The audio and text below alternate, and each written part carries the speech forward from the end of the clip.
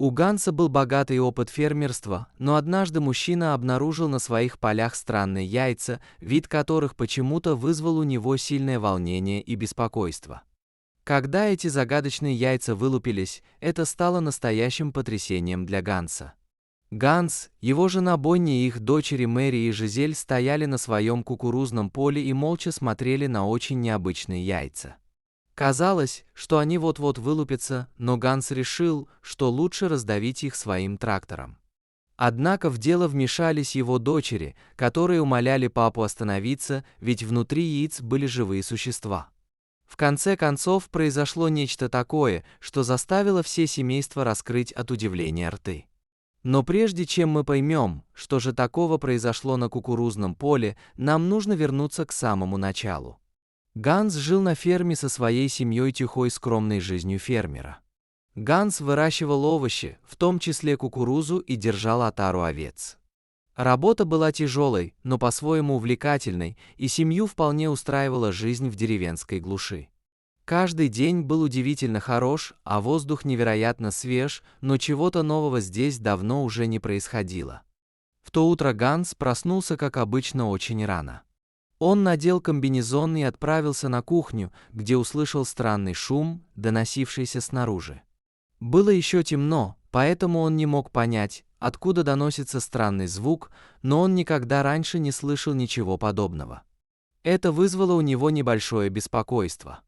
Затем неожиданно появилась его жена Бонни и напугала этим Ганса, который и так был на взводе. Он уже собирался выйти на улицу, чтобы найти источник шума, когда вниз спустились две его дочери. Тогда мужчина решил сначала позавтракать, а после этого он пошел кормить животных.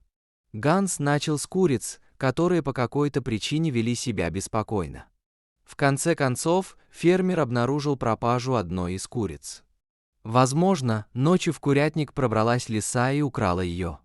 Осознав причину беспокойства куриц, Ганс залатал все дыры в курятнике, после чего направился к свиньям, которые уже громко кричали от голода. Мужчина покормил свиней, и на короткое время они снова затихли. Ганс чувствовал, что происходит что-то странное, но не понимал, что именно. В этот момент с полей снова раздались странные звуки, которые он никогда раньше не слышал. Озадаченный Ганс пошел за трактором, собираясь поехать на нем на свое бескрайнее кукурузное поле. Не успел фермер завести трактор, как услышал рядом крик своей младшей дочери Мэри. Ганс спустился на землю и увидел причину беспокойства дочки. Прямо перед трактором лежал маленький ослабший котенок, на которого он едва не наехал. Похоже, котенок подрался с кем-то из других животных, после чего решил укрыться в гараже. Ганс отнес котенка домой супруге и попросил о нем позаботиться, но к работе мужчина так и не успел приступить, так как с поля раздались громкие крики его второй дочери Жизель. Ганс вместе с Мэри сели на трактор и поспешили к месту, где находилась Жизель. Через 5 минут отец уже стоял рядом со старшей дочерью, которая с удивлением показывала пальцем на какие-то загадочные шары на поле.